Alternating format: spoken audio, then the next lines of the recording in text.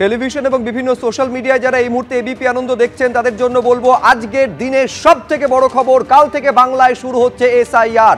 বাংলা সহ 12টি রাজ্য এবং কেন্দ্রশাসিত অঞ্চলে এসআইআর শুরু হচ্ছে। বাংলা ছাড়াও ছত্তিশগড়, মধ্যপ্রদেশ, রাজস্থান, উত্তরপ্রদেশ, আন্দামান নিকোবর দ্বীপপুঞ্জ, পন্ডিচেরি, গোয়া, গুজরাট, কেরল, লাক্ষাদ্বীপ এবং তামিলনাড়ুতে এসআইআর শুরু হচ্ছে। নির্ঘণ্ট ঘোষণা হয়ে গিয়েছে এসআইআর এর এই পুরো কর্মযজ্ঞের।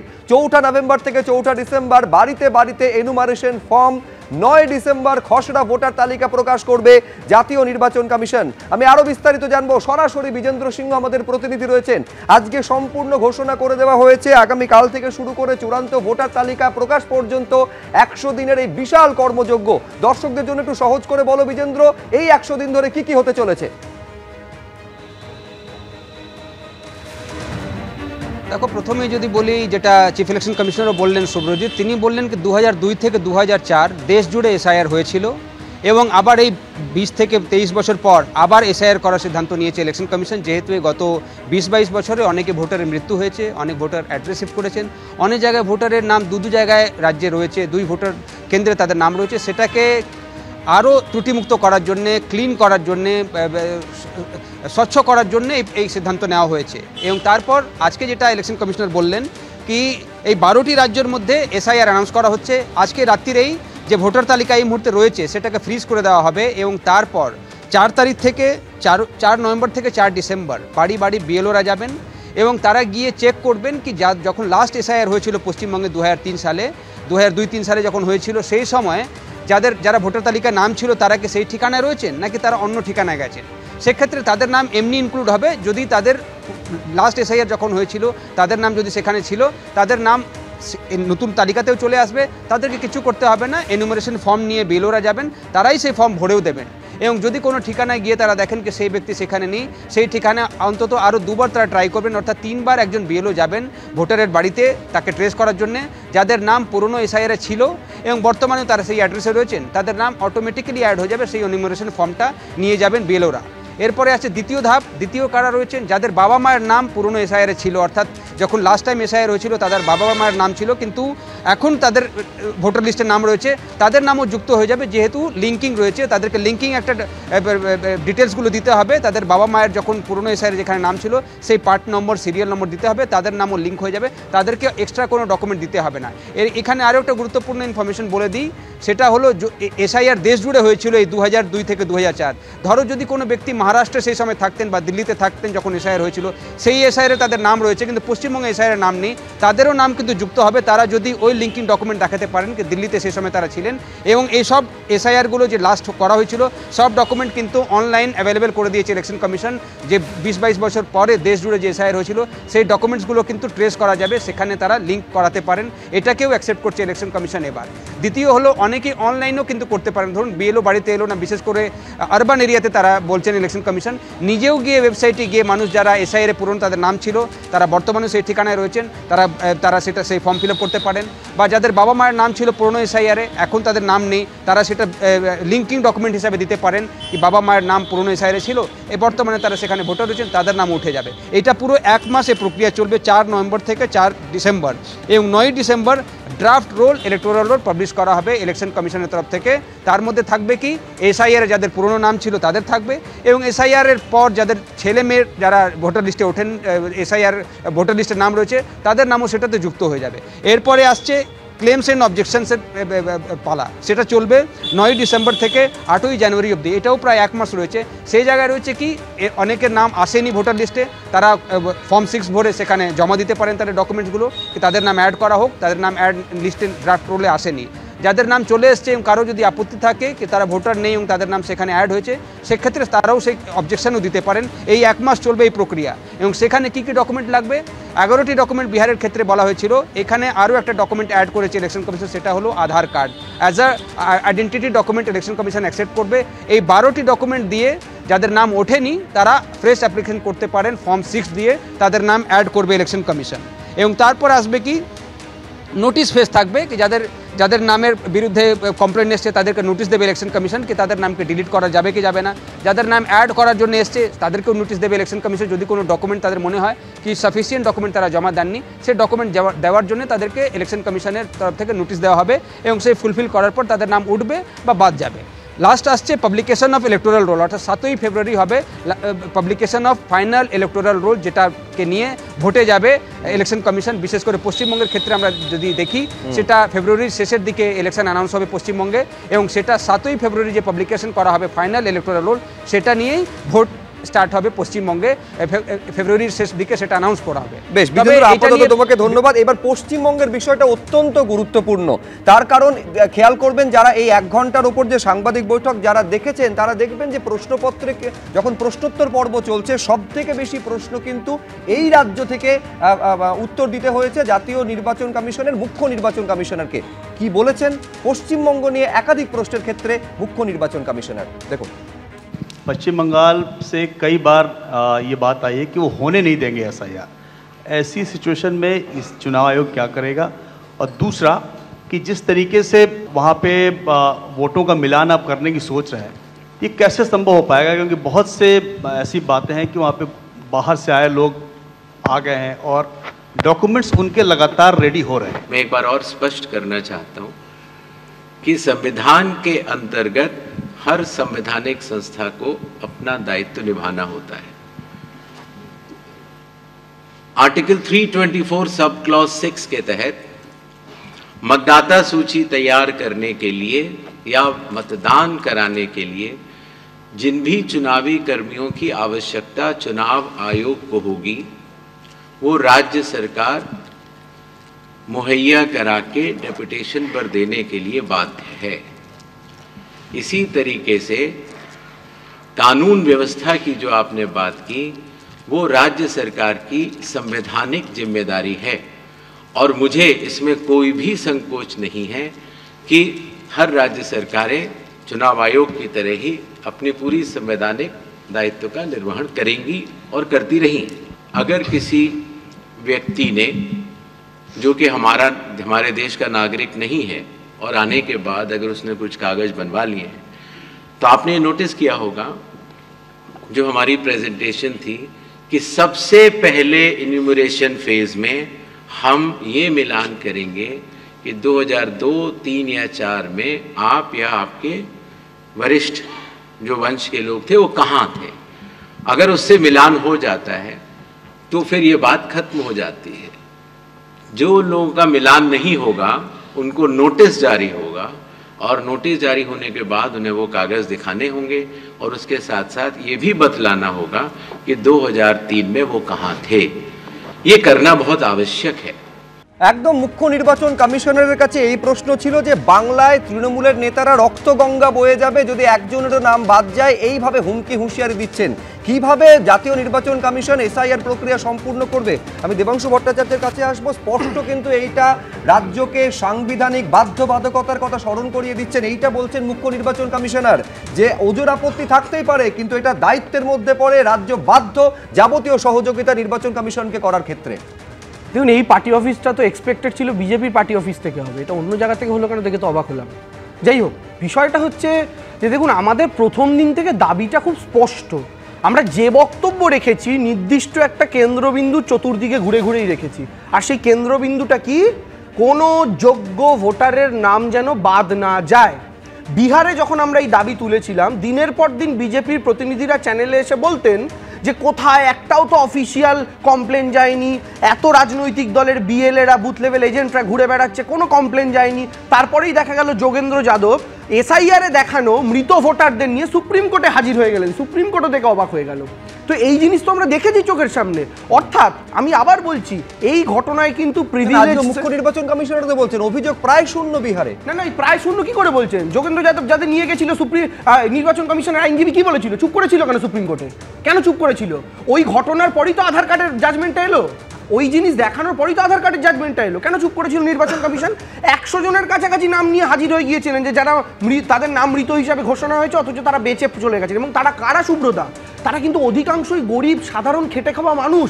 যাদের কাছে এত সংস্থান নেই, যাদের কাছে এত পরিচয় নেই, যাদের কাছে এত, তারা শহরের কাছাকাছি থাকেন না, এবং এই মানুষগুলো নিয়ে আমাদের চিন্তা। আপনি আমায় বলুন, এই যে ডকুমেন্টের কথা বলা হচ্ছে, কদিন আগে উত্তরবঙ্গের বন্যা আপনি সবাই দেখেছি কি ভয়ঙ্কর বন্যা।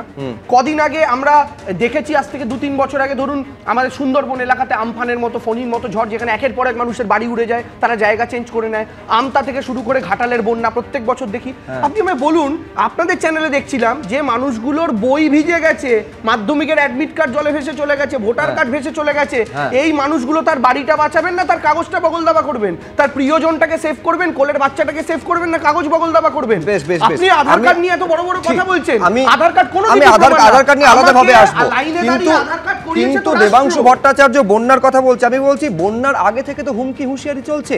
আজকে কুণাল ঘোষ বলছেন যে হিংসাত্মক প্রতিবাদকে আমরা সমর্থন করি না। আরে হুমকিগুলো কারা দিচ্ছেন? রক্তগঙ্গা বইয়ে দেওয়া থেকে শুরু করে একেবারে বেঁধে রাখা বিজেপি নেতাদের বেরোতে দেব না, আগুন জ্বালিয়ে দেওয়া, এই হুমকিগুলো কারা দিচ্ছেন? নিঃসন্দেহে প্রশ্ন থাকবে। আমি এইখানে তরুণজ্যোতি তিওয়ারির কাছে আসবো। হ্যাঁ, কিন্তু কি অ্যাকশন নেওয়া হয়েছে? অ্যাকশনটা কি নেওয়া হয়েছে?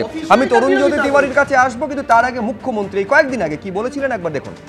আপনারা বিএলও যেসব লিস্ট করেছেন, বিএলওদের কাছে আমার অনুরোধ থাকবে ভোটার লিস্ট থেকে কারো নাম যেন বাদ না যায় সেটা দেখার।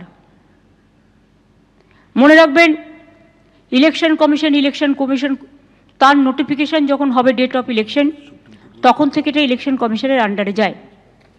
তার আগে স্টেট গভর্নমেন্ট, আবার ইলেকশনের পরেও স্টেট গভর্নমেন্ট।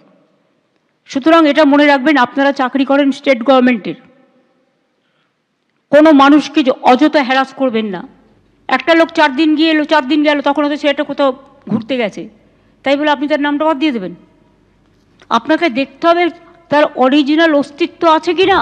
মুখ্যমন্ত্রীর এই বক্তব্যের মধ্যেও বিরোধীরা বিএলওদের উদ্দেশ্যে প্রচ্ছন্ন হুমকি দেখতে পেয়েছেন। আমি এইখানে তরুণজ্যোতি তিওয়ারির কাছে আসবো। বারে বারে কতটা সাফল্যের সঙ্গে এসআইআর বিহারে সম্পূর্ণ করতে পেরেছে জাতীয় নির্বাচন কমিশন, এইটা বারে বারে দৃষ্টান্ত হিসেবে তুলনা টানছিলেন। কিন্তু প্রশ্নটা হচ্ছে যে এইটা চ্যালেঞ্জ তো নির্বাচন কমিশনের, মানে আমি বলছি রাজ্যের ক্ষেত্রে চ্যালেঞ্জ, কারণ ধারাবাহিক বিরোধিতা রাজ্যের শাসক দলের তরফ থেকে এসেছে। না, সার্টেনলি দেখো, ক্লিন পলিটিক্সের কথা যারা বলে, যারা ক্লিন ভোটার লিস্টের কথা বলে, এই দুটো দরকার আছে ক্লিন ডেমোক্রেসির জন্য। আমার দেশে কারা ভোটার দেবে, কাদের ভোটাধিকার আছে এবং মৃত মানুষরা মরতে এসে ভোট দেবে না, এটা দেখার দায়িত্ব ইলেকশন কমিশন অফ ইন্ডিয়ার। আর্টিকেল 324 ইলেকশন কমিশন অফ ইন্ডিয়াকে এক্সক্লুসিভ পাওয়ার দেয় for preparation of the voter roll. Representation of peoples act 1950 section 21 clear power দেয় যে কোনো মোমেন্টে এসআইআর করার জন্য, সেটাই করছে। দেখো, সবার পক্ষে সব কিছু সম্ভব না, তো নর্মাল, আমরা মানুষ, তো সবাই সব কিছু পারে না। দেবাংশু নাচ গান করতে পারে, আমি নাচ গান করতে পারি না, আমি আইনটা বুঝি। দেবাংশু আধার সম্পর্কে কোথায় কী পেলো আমি জানি না। আধার সম্পর্কে সুপ্রিম কোর্টের রায়টা একটু দেখে নিলে অন্য বুঝতে সুবিধা হবে। যোগেন্দ্র যাদবকে নিয়ে একটা নতুন ভগবান পেয়েছেন, যোগেন্দ্র যাদব, তাকে নিয়ে অনেক বড় বড় কথা বলছে। সুপ্রিম কোর্ট কী বলেছিল? Stop all this drama. দেখো, রাস্তায় সব পাগল কুকুরের উত্তর দেওয়ার দরকার হয় না। ইলেকশন কমিশনের আইনজীবী উত্তরটা দেয়নি, কারণ দেওয়ার প্রয়োজন ছিল না। ওখানে এতগুলো বিএলএ ছিল, কেউ অবজেকশন করেনি। অনেকগুলো কথা আসলো এখানে, আজকে কথাগুলো বলা উচিত। ফার্স্ট থিং হচ্ছে যে পুরো প্রসেসটা আমরা দেখলাম, বিশ্বনাথদার বক্তব্য শুনছিলাম। বিশ্বনাথদা প্রত্যেকবার নতুন নতুন কিছু পেয়ে যায়। নতুন, যেমন আধার কার্ড নিয়ে পেয়ে গেছিলো, আধার কার্ড হয়ে যাবে, ঠিক এখানে পেয়ে গেলেন বিশ্বনাথদা। স্পেশাল শুনছিলাম, আমরা সবাই শুনছিলাম, কেউ শোনেনি।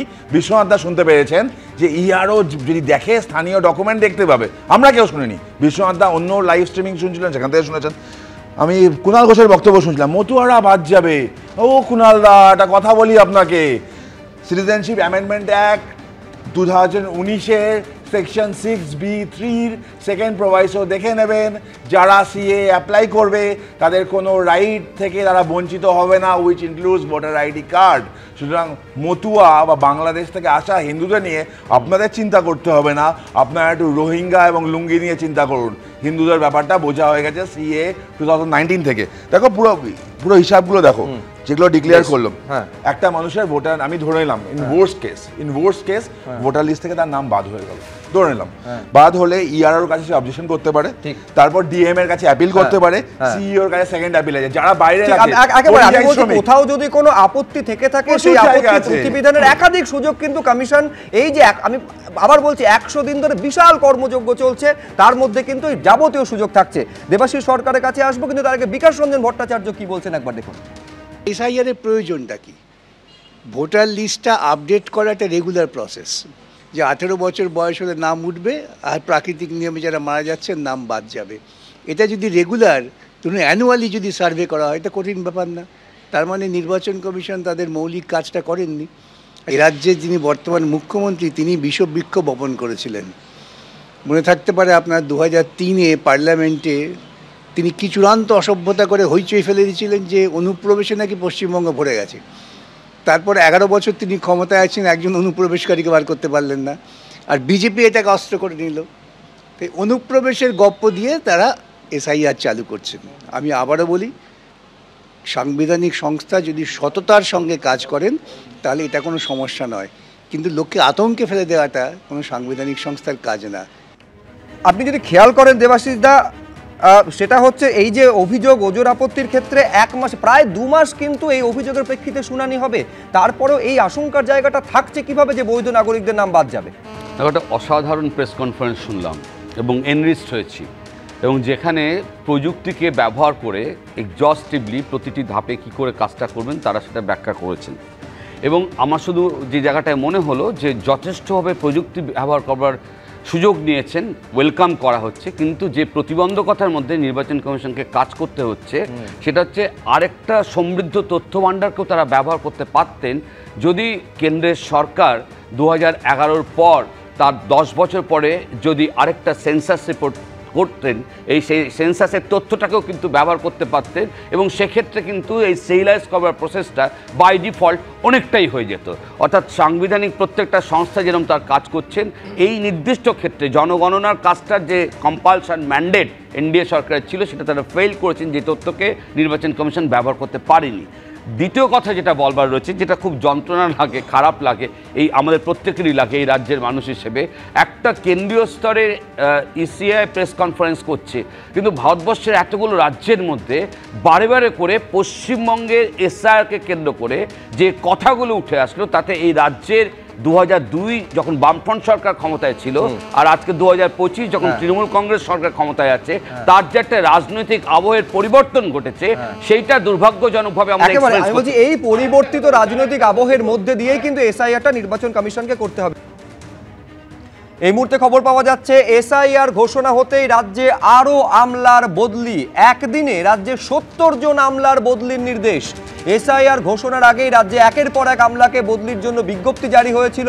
আপনাদের আমরা আগেই দেখেছি 64 জনের বিজ্ঞপ্তির আমলার বদলির নির্দেশ সংক্রান্ত বিজ্ঞপ্তি জারি হয়েছিল, আর এবার তার সঙ্গে আরো 6 জন আইএএস এর বদলির নির্দেশ। আরো বিস্তারিত পার্থপ্রতিম ঘোষ আমাদের প্রতিনিধি বলতে পারবেন। পার্থ, কি খবর রয়েছে? দেখো, তুমি জানো এর আগে 64 জন আইএএস অফিসারকে বদলির নোটিফিকেশন সেটা সামনে এসেছিল, এবং তার পরবর্তীকালে তার মধ্যে কিন্তু 10 জন বিভিন্ন জেলার ডিস্ট্রিক্ট ম্যাজিস্ট্রেট তারা ছিল। এবারে আরো 6 জন আইএএস অফিসারকে বদলি করা হয়েছে, এবং সেখানে এই 6 জনের মধ্যে 4 জন রয়েছেন ডিস্ট্রিক্ট ম্যাজিস্ট্রেট ডিএম। তার মধ্যে হুগলি, দক্ষিণ দিনাজপুর, পশ্চিম মেদিনীপুর এবং কালিম্পংয়ের ডিএমকেও কিন্তু বদলি করা হয়েছে। প্রশাসনের তরফ থেকে বলা হচ্ছে এটা রুটিন বদলি, এবং নির্বাচনের আগে এরকম বদলি হয়, কিন্তু নির্বাচন অনেকটাই বাকি রয়েছে। তার আগে এসআইআর ঘোষণা হওয়ার আগেও দেখেছিলাম, এবং এসআইআর ঘোষণার পরেও আরও এই বিজ্ঞপ্তি সামনে এসছে, এবং সেক্ষেত্রে কিন্তু অনেকেই বলছেন গোটা বদলিটা তাৎপর্যপূর্ণ। পার্থ, তুমি আমাদের সঙ্গে থাকো। এই যে বদলি, 64 জনের বদলির খবর এর আগেই আমরা দেখিয়েছি। এই সংক্রান্ত প্রশ্ন আজকে যখন মুখ্য নির্বাচন কমিশনার তিনি সাংবাদিক বৈঠক করছেন তার কাছেও রাখা হয়েছিল। এই বদলি নিয়ে তিনি কি বলেছেন? प्रशासनिक फेरबदल एसआईआर अनाउंस करने से पहले हर राज्य सरकार का अधिकार है और वो प्रशासनिक फेरबदल कर सकती है। अगर एसआईआर के अनाउंसमेंट के बाद भी अगर उन्हें कोई प्रशासनिक फेरबदल करना होता है तो चुनाव आयोग की उन्हें परमिशन लेनी होती है। সচরাচর যেটা দেখা যায় রবীন্দ্রনাথ বাবু, যখন জাতীয় নির্বাচন কমিশন ভোটের নির্ঘণ্ট ঘোষণা করে, যে রাজ্যের জন্য করে সুষ্ঠু ভোটের স্বার্থে সেই রাজ্যের আমলা বলুন বা উচ্চপদস্থ পুলিশ আধিকারিকদের বলুন, এটা তারা বদলি করে থাকে। রাজ্যের ক্ষেত্রে রুটিন বদলিও দেখা যায়, কিন্তু এক লপ্তে এতজন আমলার 70 জন আমলার বদলি সম্প্রতি খুব একটা দেখা যায়নি। বিশেষ কোনো কারণ আছে বলে মনে করছেন আপনি? প্রশাসনের তরফে তো রুটিন বদলি বলা হচ্ছে। না না, একদিনে এইরকম, এবং যেদিন ঘোষণা হচ্ছে সেই দিনই মানে কালকে বলা হলো আজকে হবে, এবং এই একদিনের মধ্যে 70 জনের ট্রান্সফার দেখে পরিষ্কার বোঝা যাচ্ছে প্রশাসন একটু আননার্ভড হয়ে পড়েছে, একদমই আননার্ভড হয়ে পড়েছে, যে তারা বুঝতে পারছে না যে কিভাবে এসআইআরটাকে খুব ভালো করে মেকআপ করতে হবে। কিন্তু ব্যাপারটা হচ্ছে যেভাবেই করুক, এটা কিন্তু তারা প্রত্যেক প্রশাসনিক আধিকারিক কিন্তু আজ রাত 12টার পর থেকে তারা সম্পূর্ণভাবে ইলেকশন কমিশনের আওতাধীন থাকবেন। সুতরাং তারা যদি কোনো ভুল করেন বা তারা যদি অন্যায় কোনো আচরণ করেন, মুখ্যমন্ত্রী বা তৃণমূল দল বা রাজ্য প্রশাসনের প্রভাবে, তাহলে কিন্তু তাদেরকে শাস্তির সম্মুখীন হতে হবে। এই প্রসঙ্গে আমি দুটো তিনটে ডেটার কথা আমি বলবো। দেখুন, আজকে একটু আগে বিকাশবাবু বলছিলেন না, এই এসআইআর এই এত উনি বলেছিলেন অনুপ্রবেশে বিজেপিকে করবার সুযোগ দেওয়া হলো। দেখুন, সহজ কথাটাকে না, সত্যটার কথাটাকে সহজে বলা উচিত। সত্য কথা যাই কি বলা সহজে, আপনি সত্য কথাকে সহজ করে বলার কথা, বিকাশবাবু সেটা বলেননি। কেন বলেননি আমি বলছি। দেখুন, এই যে 7,20,00,000 ভোটার পশ্চিমবঙ্গে এই মুহূর্তে আছে, আজকে টেলিগ্রাফে বেরিয়েছে যে 45% মিসম্যাচ হয়েছে। অর্থাৎ 2002 থেকে 4-এর মধ্যে যে ইলেকটোরাল লিস্ট তৈরি হয়েছিল তার সঙ্গে মিসম্যাচ হয়েছে 45%, মানে 3,24,00,000। আমি 3 কোটি ধরছি না, সেটা হয়েছে তো। তার মধ্যে হ্যাঁ, এবার দেখুন, গত দশকে জনসংখ্যা বৃদ্ধি, মানে 1 থেকে 11 জনসংখ্যা বৃদ্ধি ছিল কত, 13.84%। তার আগে 17.84%। প্রজেক্টেড গ্রোথ কিন্তু এবার 10% নেমেছে। আমি ছেড়ে দিলাম, আমি ধরছি 15%, মানে 50 লাখ, অ্যারাউন্ড 50 লাখ জনসংখ্যা, যেটা আমরা বলতে পারি যে এটা হচ্ছে বৃদ্ধি পেয়েছে। আর permanently dead voter, left voter, সেটা তো 50 লক্ষের বেশি হওয়া উচিত না, মানে সেটাও 15% যদি আমি ধরে নিই, তাহলেও 50 লক্ষ। তাহলে 1 কোটি যদি বাদ দিই, তাহলে 3,24,00,000 মধ্যে থেকে 1 কোটি যদি বাদ দিই, তাহলে 2,24,00,000। এই 2,24,00,000 কোথা থেকে এলো? এটা তো অনুপ্রবেশ। তার মধ্যে হিন্দু আছে, মুসলিম আছে নিশ্চিত, তার মধ্যে মতুয়াও আছে, রোহিঙ্গাও আছে, সবই নিশ্চিত। কিন্তু এইটা যে অনুপ্রবেশের জায়গা, এটা তো মানতে হবে। কোনো একটা জায়গা থেকে তো এত বিপুল পরিমাণ লোক এসছে, তো সেটাকে আমরা করবো না? তারা আমাদের স্বাস্থ্য সাথী, কন্যাশ্রী প্রজেক্টের উপর বা এনরেগার উপর তারা চাপ দিচ্ছে না? সেই চাপটাকে আমাকে বাদ দিতে হবে না? সেটা কে বাদ দেবে? সেটা কোনো না কোনো সময় ইলেকশন কমিশনকে বাদ দিতে হবে। এবং সেইটা বাদ দিলেই ভোটার লিস্টের কি গন্ডগোল হবে, বিজেপিরও হতে পারে, তৃণমূলের হতে পারে, কিন্তু সেইটা নিয়েই সবার মাথা ব্যথা হয়ে যাচ্ছে। আসল যে লক্ষ্য, যেটা আমাদের সুষ্ঠুভাবে একটা ভোটার লিস্ট, যেখানে ডেড ভোটার থাকবে না, পার্মানেন্ট লেফট ভোটার থাকবে না, এবং অনুপ্রবেশকারী যারা সিএ এর মধ্যে যুক্ত নয় তাদেরকে থাকবে না। এই মানে আমি বলছি, রবীন্দ্রনাথ ভট্টাচার্য অঙ্ক ধরে যে পরিসংখ্যান দিচ্ছেন, তাতে যদি সুষ্ঠুভাবে এসআইআর হয়, শুভেন্দু অধিকারীর তো 1 কোটির কথা বলছেন, প্রায় দ্বিগুণ তাতে বাদ যাবে। এইটা রবীন্দ্রনাথ ভট্টাচার্য তার হিসেবে বলছেন। আমি দেবাংশু, তুমি নিশ্চয়ই উত্তর দেবে, কিন্তু কিছুক্ষণ আগে আপনাদের দেখালাম যে 64-র সঙ্গে আরো 6 জন আমলা যাদের বদলির নির্দেশ জারি করা হয়েছে, এইখানে কিন্তু তীব্র বিরোধিতা বিজেপির তরফে করা হচ্ছে। এসআইআর ঘোষণার পরে একের পর এক জেলা শাসক, অতিরিক্ত জেলা শাসক, মহকুমা আধিকারিক, বিডিও, তাদের বদলি করা হয়েছে। অফিসারদের অধিকাংশই এসআইআর এর সঙ্গে যুক্ত বলে বিজেপির দাবি। নির্বাচন কমিশনের গাইডলাইন না মেনে এই বদলি অনৈতিকভাবে করা হয়েছে বলে বিজেপির অভিযোগ, এবং এই অভিযোগকে সামনে রেখে নির্বাচন কমিশনের পদক্ষেপ চেয়ে বঙ্গ বিজেপির তরফে চিঠি দেওয়া হচ্ছে।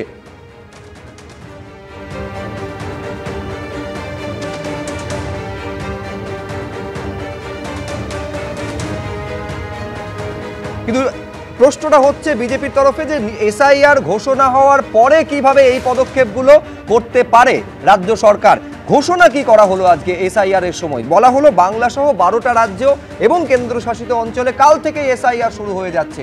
বাংলা, ছত্তিশগড়, মধ্যপ্রদেশ, রাজস্থান, উত্তরপ্রদেশ, আন্দামান নিকোবর দ্বীপপুঞ্জ, পন্ডিচেরি, গোয়া, গুজরাট, কেরল, লাক্ষাদ্বীপ এবং তামিলনাড়ু। আমি এইখানে সরাসরি কথা বলবো আমাদের প্রতিনিধি রুমা পালের সঙ্গে। রুমা, এইটা স্পষ্ট করে দেওয়া হলো আগামী কাল থেকে বাংলায় এসআইআর শুরু হয়ে যাচ্ছে, এইটা একটু দর্শকদের বোঝাও যে কাল থেকে তাহলে হচ্ছেটা কি? দেখো কাল থেকে নিয়ে 3 নভেম্বর পর্যন্ত যে কাজটা হবে সেটা প্রিন্টিং এবং ট্রেনিং। সেক্ষেত্রে কিন্তু কোনো ভোটারের বা কারোর বাড়িতে কিন্তু যাচ্ছে না। যেই কাজটা শুরু হচ্ছে বাড়িতে যে বিএলওরা যাবে সেটা 4 নভেম্বর থেকে শুরু হচ্ছে এবং 4 নভেম্বর থেকে 4 ডিসেম্বর পর্যন্ত এই 1 মাস এই প্রক্রিয়া চলবে। অর্থাৎ এই কটা দিন যে কাজ চলবে সেটা কিন্তু একেবারে নির্বাচন কমিশনের সঙ্গে যুক্ত যে আধিকারিক রয়েছেন, কর্মীরা রয়েছেন, বিএলওরা রয়েছেন, প্রত্যেকের সাথে ট্রেনিং চলবে। প্রিন্টিং অর্থাৎ এনুমিনেশন ফর্মটা প্রিন্ট হয়ে আসবে, অর্থাৎ সফট কপি পাঠানো হবে ইআরও পোর্টালে এবং সেটা কিন্তু আসবে, তারপরে কিন্তু প্রিন্ট করা হবে।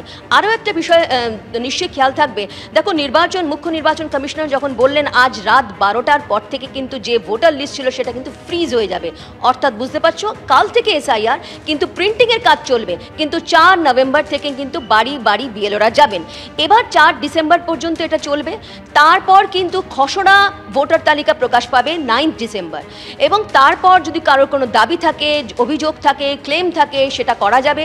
সেটা হচ্ছে তোমার একদম 9 ডিসেম্বর থেকে শুরু করে সেটা হচ্ছে তোমার 8 জানুয়ারি পর্যন্ত করা যাবে এবং তারপর ভেরিফিকেশন চলবে 31 জানুয়ারি পর্যন্ত এবং 7ই ফেব্রুয়ারি কিন্তু চূড়ান্ত ভোটার তালিকা প্রকাশ পাবে। এবার আরও একটা বিষয় বলে রাখি, এবার যে এনুমিনেশন ফর্ম হচ্ছে সেটাতে একটা আলাদা ইনক্লুড করা হয়েছে যেটা বিহারের ক্ষেত্রে ছিল না। বাবার নামের সঙ্গেও কিন্তু আরেকটি নাম থাকবে, ঠাকুরদার নামও সেখানে থাকবে, অর্থাৎ ঠাকুরদার নাম যদি সেক্ষেত্রে দেখা যায় যে কোনো তথ্য বা সেটা পাচ্ছে না, সেটা ঠাকুরদার নামও থাকতে পারে, এরকমটাই কিন্তু বলা হয়েছে এনুমিনেশন ফর্মে এবং এই ফর্ম কিন্তু বিএলওরা নিয়ে যাবে।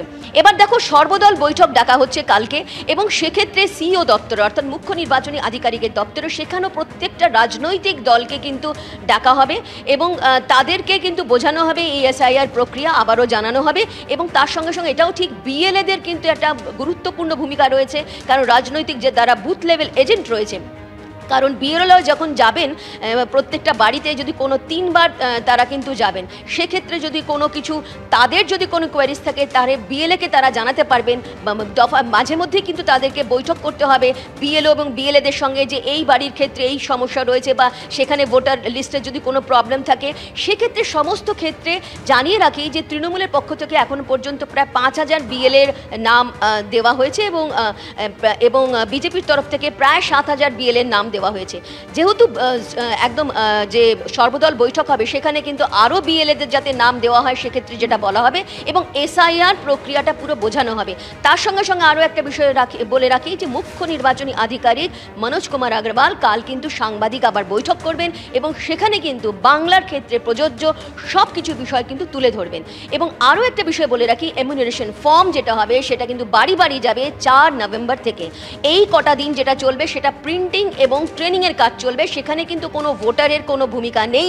যার বাড়িতে যাওয়া হবে বিএলওরা যাবেন। এটা একেবারে আগেই ঘোষণা করে দেওয়া হয়েছিল জাতীয় নির্বাচন কমিশনের যে সাংবাদিক বৈঠক 4 নভেম্বর থেকে 4 ডিসেম্বর এনুমারেশন ফর্ম নিয়ে বিএলও অর্থাৎ বুথ লেভেল অফিসাররা যাবেন এবং কালেক্ট করার কাজটা সমানভাবে সেটা করবেন। আমি এইখানে বিশ্বনাথ চক্রবর্তীর কাছে আসবো। দেখুন সমান্তরালভাবে হচ্ছে, এক হচ্ছে এসআইআর ঘোষণার আগে 64 জন আমলার বদলি এবং এসআইআর ঘোষণার পর 6 জনের আমলার বদলি, মানে মোট 70 জন। আমি বলছি এইটার পেছনে সত্যিই কি কোনো রাজনীতি আছে বলে আপনি মনে করছেন, নাকি পুরোটা একেবারে যেমনটা রাজ্য সরকার বা প্রশাসন দাবি করছে রুটিন বদলি? দেখো ট্রান্সফারটা যেমন রাজনীতি আছে, তেমনি ট্রান্সফার নিয়ে বিজেপি যে এই মুহূর্তে চিঠি পাঠাচ্ছে ইলেকশন কমিশনে সেটাও রাজনীতি আছে।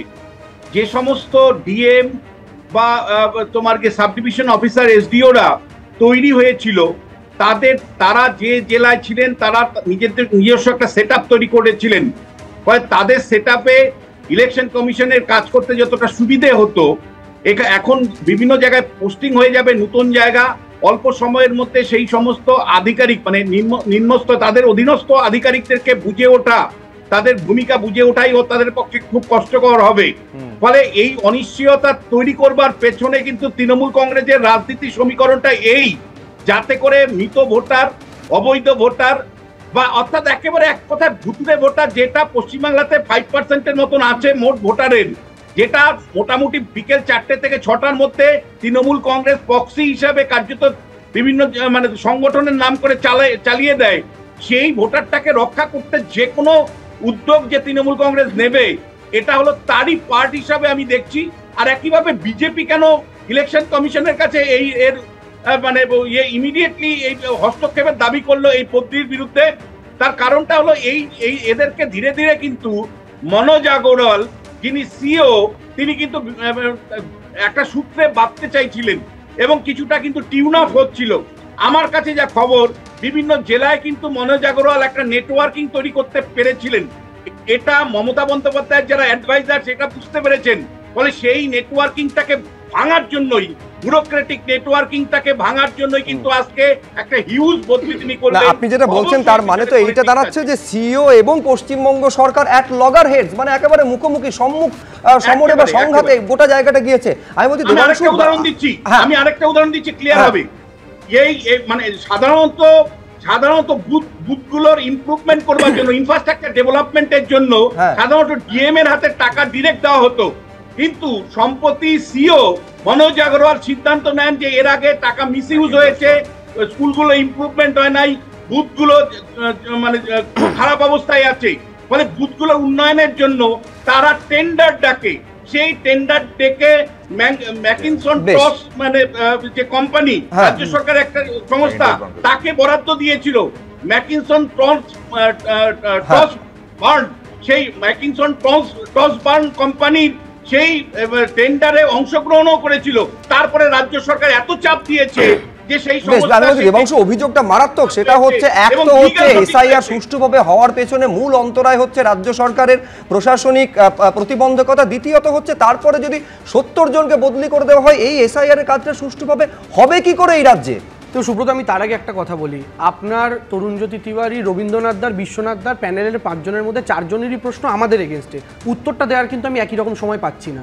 2 নম্বর কথা আমি যেটা বলে শুরু করি, প্রথম কথা বিশ্বনাথ দা যে বলে আছে, ধরুন এটার মধ্যে পলিটিক্স আছে এই বদলির মধ্যে। আচ্ছা, এখানে কি 23টা জেলারই ডিএম বদল হয়েছে? হয়নি, কয়েকটা জেলা হয়েছে। আচ্ছা, এই কয়েকটা জেলার মধ্যে কালিম্পংও বদলি হয়েছে। আচ্ছা, কালিম্পংয়ে তৃণমূলের কি আছে বলুন তো? কালিম্পংয়ে তৃণমূলের কি আছে? এই বিশ্বনাথ দা বলে সন্ধ্যে 6টার পর প্রক্সি ভোট। তৃণমূল কি কালিম্পং থেকে কটা এমএলএ আছে তৃণমূলের? কালিম্পং থেকে কটা এমপি আছে তৃণমূলের? এই সমস্ত হচ্ছে অকারণ কথা। এবং বিশ্বনাথ দার প্রত্যেকবার এটা একটা ব্যাপার, ভোটের আগে ছাপ্পা প্রক্সি বলবে, তারপর ইলেকশনের দিন যখন নিশীথ প্রামাণিকের সাথে এবিপি আনন্দে আলোচনায় বসবে, বিশ্বনাথ দা বলবে ছাপ্পা করেছে তৃণমূল, নিশীথ দা উল্টে বিশ্বনাথ দাকে চুপ করিয়ে বলবে কে বলেছে আপনাকে ছাপ্পা হয়েছে। ফলে এই সমস্তগুলো বিশ্বনাথ দা দয়া করে করবেন, আপনি যাদের হয়ে বলতে চান তারাই আপনাকে ধমক দিয়ে দেন। তা আমি যে কথাটা বলতে চাইছি সুব্রদা, একটা কথা রবীন্দ্রনাথ দা বললো পার্সেন্টেজ ইনক্রিজ, অনুপ্রবেশকারী। আমি শুধু বলবো দাদা, এত তথ্য আপনি করলেন, একটু এই তথ্যটাও যাচাই করুন না। 2010 থেকে 2024 পশ্চিমবঙ্গে ভোটার ইনক্রিমেন্ট কত হয়েছে? 38%। 2010 থেকে 2024 বিহারে ভোটার ইনক্রিমেন্ট কত হয়েছে? 42%। একই টাইম ফ্রেমে পশ্চিমবঙ্গের চেয়ে বেশি ভোটার ইনক্রিমেন্ট হয়েছে বিহারে। তো অনুপ্রবেশকারী হয়েছে 45%। আমি আসছি আপনার কাছে। তাহলে দাদা আমি এক সেকেন্ড, কারণ মাঝে বলিনি, আমার অনেক কিছু বলার ছিল না। আমি আপনাদের বলছি, তাহলে একই টাইম ফ্রেমে বিহারে ভোটার সংখ্যা 42% বাড়ছে, বাংলায় 38% বাড়ছে। তার মানে আপনি কি বলছেন, বাংলায় অনুপ্রবেশকারীরা ঢুকে গিয়ে বিহারে বাসস্থান করছে কিন্তু বাংলায় থাকছে না। 2 নম্বর কথা, আপনি বললেন 45% মিসম্যাচ। আর এই মিসম্যাচটা কোন মিসম্যাচ? যাদের নাম 2002 এর তালিকায় ছিল সেই মিসম্যাচ, তাদের সন্তান সন্ততিদের মিসম্যাচ নয়। আমার নাম 2002 এর তালিকায় নেই, কারণ আমি ক্লাস 2তে পড়তাম। আমার বাবার নাম আছে, আমার মায়ের নাম আছে। ফলে আমরা যে ভোটার ইনক্রিমেন্ট হয়েছে সেটাকে আপনি টোটাল পার্সেন্টেজে কাউন্ট করবেন না। না, ঠিক কথা নয়। আপনি দাদা, আমি প্লিজ বলিনি, আপনি নোট করুন। এতগুলো প্রশ্ন একসাথে উত্তর দেওয়া সম্ভব না, আমি মানুষ তো। আমি যেটা বলতে চাইছি সেটা হচ্ছে, যাদের 45% মিসম্যাচ বলছেন, তার মধ্যে অধিকাংশ মানুষ ধরুন আজকের দিনে দাঁড়িয়ে 45% যে বাদ গেছে, আপনি টোটাল পার্সেন্টেজের 45 করছেন কোন পার্সেন্টেজকে নিয়ে? তখনকার মানুষদের পার্সেন্টেজে নিয়ে। তারপরে আমাদের মতো যে মানুষরা ভোটার হয়েছি, সুব্রতাদের মতো মানুষরা যে ভোটার হয়েছে, আমি জানি না সুব্রতার কবে বা আপনাদের কাজ তরুণজ্যোতিদার কবে 2002 নাম ছিল কিনা আমি বলতে পারবো না। তা আমরা তো এই 45%-এর মধ্যে পড়ি না দাদা। আপনি এই অঙ্কে আমাদের ঢুকাচ্ছেন কেন? ফলে এই অঙ্কগুলো টোটালটাই গোজা। আমি বলছি মিসম্যাচের যে থিওরিটা এই রাজ্যের ক্ষেত্রে প্রযোজ্য, একই থিওরি তো বিহারের ক্ষেত্রেও প্রযোজ্য। দেখুন, এসআইআর এর উদ্দেশ্য কি এটা আবারও স্পষ্ট করে দিয়েছে জাতীয় নির্বাচন কমিশন। কোনো বৈধ ভোটার যেন বাদ না যায়, কোনো অবৈধ ভোটার যেন ভোটার তালিকায় ঠাঁই না পায়, এইটা মূল প্রশ্ন। কিন্তু প্রশ্ন হচ্ছে, এইটা করার ক্ষেত্রে তো পূর্ণ সহযোগিতা রাজ্য সরকারের দরকার, ঠিক যেমনভাবে বিহার থেকে পাওয়া গেছিল। আমার প্রশ্ন হচ্ছে কৌস্তবের কাছে, সেইটা হচ্ছে বিহারের ক্ষেত্রে যেটা সাফল্যের সঙ্গে করতে পেরেছে জাতীয় নির্বাচন কমিশন, তার কারণ সেখানে ডাবল ইঞ্জিন সরকার রয়েছে। এইটা প্রথম বিরোধী শাসিত কোনো রাজ্য যেখানে চ্যালেঞ্জের সম্মুখীন হতে হবে জাতীয় নির্বাচন কমিশনকে। কতটা সুষ্ঠুভাবে এই রাজ্যে এসআইআর সম্ভব বলে মনে হচ্ছে তোমার? প্রথম কথা বিকাশ দা বলেছে, সুজনদা সেলিমদা একটু আগে একই কথা বলেছে যে প্রতি বছর যদি ঠিকমতো করে এসআইআর হতো তাহলে এই ঢক্কানিয়াদের প্রয়োজন ছিল না। আনফর্চুনেট কি জানো তো, আনফর্চুনেট হচ্ছে কুণাল ঘোষ বক্তৃতা করতে আরম্ভ করলে এসআইআর নিয়ে বলতে আরম্ভ করলো মতুয়া, আর শুভেন্দু অধিকারী তিনি লুঙ্গি এবং পাকিস্তানি। এটাই তৃণমূল কংগ্রেস আর বিজেপি এই বাইনারিটা চাইছে। আমরা বলছি কোনো বৈধ ভোটারের নাম বাদ দেওয়া যাবে না। 1, 2 বুথে বুথে ব্যাপক ডেড ভোটার, ব্যাপক লেফট ভোটার, নোট্রেস ভোটার, তাদের নাম বাদ দিতে হবে। এটা এসআইআরের মাধ্যমেই বাদ দেওয়া যেত। তৃণমূল কি চায়? মৃত এবং ভুয়ো ভোটাররা নামটা থাক, সল্টলেকে দ্বিজেনবাবুরা যেরকম ভোট দিয়ে গেছে সেরকমভাবে ভোট দিয়ে যাবে। আর বিজেপি চায় ভোটার তালিকা সংশোধনের নামে নাগরিকত্ব নিয়ে আতঙ্ক তৈরি করা এবং গরিব মানুষের মধ্যে আতঙ্ক তৈরি করার কাজ তারা করার চেষ্টা করছে। এটা কোনো আলাদা কোনো বিষয় না, আমি আবার বলছি এটা কোনো আলাদা বিষয় না। লেফট ডেড নোট্রেস ভোটার নাম বাদ যায়নি। 2002 সালে তো হয়েছিল, কই এত হইচই তো হয়নি। বামফ্রন্ট সরকার তো আরো বেশি ভোটে জয়যুক্ত হয়েছিল, কই এত হইচই তো হয়নি, এত সাংবাদিক, এত হইচই, এত বাইক নষ্ট তো হয়নি। মূল ইস্যুগুলোকে অন্যদিকে ঘুরিয়ে দেওয়ার চেষ্টা করছে, মানুষের রুজি কর্মসংস্থানের ইস্যুগুলোকে ঘুরিয়ে দিয়ে একটা আতঙ্কের পরিবেশ তৈরি করছে গরিব মানুষের মধ্যে। সেই আতঙ্ক দেখবেন শুভেন্দু অধিকারী পরিষ্কার বলেছে, নয় তুমি তৃণমূলের পক্ষে থাকো, নয় তুমি বিজেপির পক্ষে থাকো। এবং দেখবেন ও মুসলিমদের আক্রমণ করছে, আর তৃণমূল ডেসপারেটলি সে হচ্ছে মতুয়াদের আক্রমণ করছে। আসলে দেশের সরকারের নীতির কারণে, দাঁড়াও আমি বলিনি তোমার মধ্যে আমি কোনো কথা বলি, দেশের সরকারের নীতির কারণে আর রাজ্য সরকারের নীতির কারণে মতুয়া এবং মুসলমান এবং দলিতদের গরিব মানুষের অবস্থা খারাপ হচ্ছে। এসআইআর এর নাম করে সেগুলোকে গুলিয়ে দেওয়া হচ্ছে। স্বাভাবিক প্রক্রিয়া, আমি আবার বলছি স্বাভাবিক প্রক্রিয়া, সমস্ত লেফট ডেড নোট্রেস ভোটারের নাম বাদ দিতে হবে। আমরা তালিকা দিয়েছি, সুজনদা প্রেস কনফারেন্স করেছে, একই এপিক নাম্বারে 4টে নাম, একই এপিক নাম্বার 4টে নাম, বিভিন্ন নাম 3টে 4টে বিধানসভায়, ডবল এন্ট্রি, ট্রিপল এন্ট্রি, এই নামগুলো বাদ দিতে হবে তো। ডেড ভোটারের নাম এক একটা বুথে 70-80 করে ডেড ভোটার। আমি শুধু একটা দৃষ্টান্ত তুলে ধরি যে একই ভোটারের দু জায়গায় নাম। সাদরাডি তাকে এখান থেকে যখন ধরা হয়েছিল তার দুটো জায়গায় নাম ছিল, একটা নওদা একটা হরিহরপাড়া। 10 বছর ধরে সে ভোট পর্যন্ত দিয়ে এসেছিল। আমি বলছি এইটা তো আগেই খুঁজে পাওয়াটা দরকার। সেইটা যদি গোড়া থেকে তৎপরতার সঙ্গে করা হতো তাহলে একদম সারা বছর করেনি। কেন্দ্রীয় সরকারের ভূমিকা নিতে হবে। মতুয়াদের অ্যাটাক করেনি, কৌস্তব তো কমপ্লিটলি ভুল বললো। আমরা মতুয়াদের সাবধান করছি যে বিজেপি আপনাদের একটা বড় অংশের ভোট নিয়ে আপনাদেরই ট্র্যাপে ফেলবে, কারণ বিপদে সবার আগে আপনারা পড়বেন, এইটা আমরা বলছি। এবং এইটা বলা, আমরা তো এনআরসির সমস্যার কথা বলেছিলাম যে এনআরসির মধ্যে আসামের সবচেয়ে বেশি বিপদে কারা পড়েছে। এসআইআর এর সঙ্গে এনআরসি কে যুক্ত করার একদম সচেতন প্রচেষ্টাটা করা হচ্ছে। তরুণ জ্যোতি থামালাম, তরুণ জ্যোতি ফার্স্টিং হয়েছে, আমি আবার বলছি খুব ইচ্ছাকৃতভাবে বলা হচ্ছে এনআরসি নিয়ে কোনো ডিসকাশন হচ্ছে না। আসাম এনআরসির কথা যখন হচ্ছে দেবাংশুকে অনুরোধ করবো পরের বার মমতা বন্দ্যোপাধ্যায়কে যখন দেখা হবে জিজ্ঞেস করে নিতে আসাম এনআরসি কোন প্রেক্ষিতে, তখন তিনি দেবাংশুর এনআরসি বলতে তোমরা সিএ বলছো। আমি বলবো না সিএ বিরোধিতা তৃণমূল কংগ্রেস করে চলে, কজন অ্যাপ্লাই করেছে তরুণ করে চলেছে। এবার সিএ সংখ্যাটা একটু বলবে, সিএ এর হিসাবে হচ্ছে সিএ যারা অ্যাপ্লাই করবে তাদের ক্ষেত্রে আমি আবার বললাম citizenship amendment act 2019 section 6B3 second proviso, তাদের কোনো কিছু বাদ যাবে না অ্যাপ্লিকেশন অ্যান্ড ডেট থেকে। এটা খুব পরিষ্কার। তোমার যে পয়েন্টটা ছিল আগে, দেখো 17 জন ডিএম ট্রান্সফার হয়েছে, বললো সব, দেবাংশু বললো সব তো হয়নি, মাত্র 17 জন হয়েছে 23 জনের মধ্যে। 22টা এডিএম ট্রান্সফার হয়েছে, 45টা এডিএম মানে এসডিও ট্রান্সফার হয়েছে, 151টা বিডিও ট্রান্সফার হয়েছে। মজার ব্যাপারটা হচ্ছে নোটিফিকেশন আছে, আমি একেবারে দেখো এই আলোচনা চলবে, সংখ্যাটা আরো বিরাট সংখ্যা, আমি আলোচনার মধ্যে সেই সংখ্যাটাও আপনাদের সামনে রাখবো। কিন্তু আজকের দিনে নিঃসন্দেহে সব থেকে বড় খবর আমার সহকর্মী দেবস্মিতা ভট্টাচার্য আপনাদের সামনে আরো ডিটেলে তুলে ধরবে।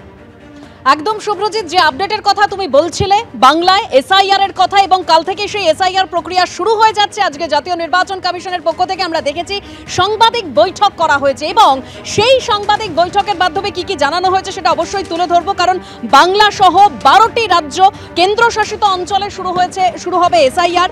বাংলা, ছত্তিশগড়, মধ্যপ্রদেশ, রাজস্থান, উত্তরপ্রদেশ, আন্দামান নিকোবর, পুদুচেরি, গোয়া, গুজরাট, কেরল, লাক্ষাদ্বীপ, তামিলনাড়ুতে এসআইআর হবে। 4 নভেম্বর থেকে 4 ডিসেম্বর বাড়িতে বাড়িতে এনুমারেশন ফর্ম যাবে। 9 ডিসেম্বর খসড়া ভোটার তালিকা প্রকাশ হবে। 9 ডিসেম্বর থেকে 8 জানুয়ারি জানানো যাবে অভিযোগ। 9 ডিসেম্বর থেকে 31 জানুয়ারি অভিযোগের ভিত্তিতে শুনানি হবে। অর্থাৎ আজকের এই যে জাতীয় নির্বাচন কমিশনের বৈঠক, মানে সাংবাদিক বৈঠক হলো বিজ্ঞান ভবনে, সেখানে আর কি কি উঠে আসলো সেই বিজ্ঞান ভবনের সামনে থেকে আমাদের প্রতিনিধি বিজেন্দ্র সিংহ রয়েছেন। বিজেন্দ্র,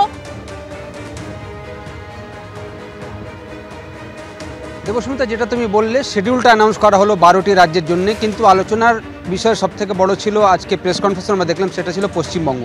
পশ্চিমবঙ্গে হিংসা হবে এরকম প্রশ্ন করা হলো চিফ ইলেকশন কমিশনারকে।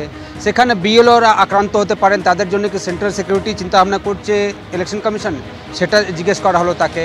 এবং পশ্চিমবঙ্গে যদি সহযোগিতা না করে অফিসারদেরকে ট্রান্সফার করা হচ্ছে, সেই প্রশ্ন করা হলো চিফ ইলেকশন কমিশনারকে। সবটার জবাবেই তিনি একটাই জবাব দিচ্ছিলেন কি সাংবিধানিক দায়িত্ব তাদের এসআইআর করা, সেই পদ্ধতি তারা ইমপ্লিমেন্ট করছেন, সেখানে পশ্চিমবঙ্গ রয়েছে।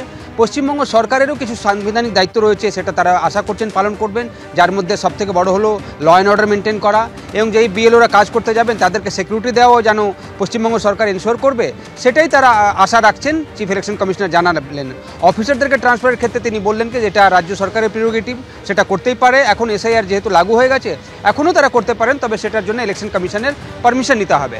তার সঙ্গে সঙ্গে এটা বারবারই উঠে আসছিল কি কারা কারা বৈধ ভোটারের নাম বাদ দিয়ে দেওয়া হবে, এটা বারবারই অভিযোগ উঠছে কি যদি কোনো ভোটারের নাম বাদ দেওয়া হয় সেক্ষেত্রে হিংসা হতে পারে। চিফ ইলেকশন কমিশনার আজকে জানিয়েছেন কি তাদের কাছে প্রিফিল্ড ফর্মগুলো রয়েছে।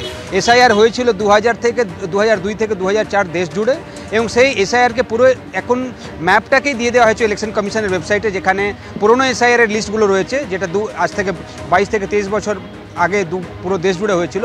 এখন যখন এনুমারেশন ফর্ম নিয়ে বিএলওরা যাবেন বাড়ি বাড়ি, সেখানে যদি এরকম কোনো ভোটারকে তারা পান যিনি আগে এসআইআরে ছিলেন না বা তাদের বাবা মারও নাম ছিল না, সেক্ষেত্রে তাকে তো তারা জিজ্ঞেস করবেনই।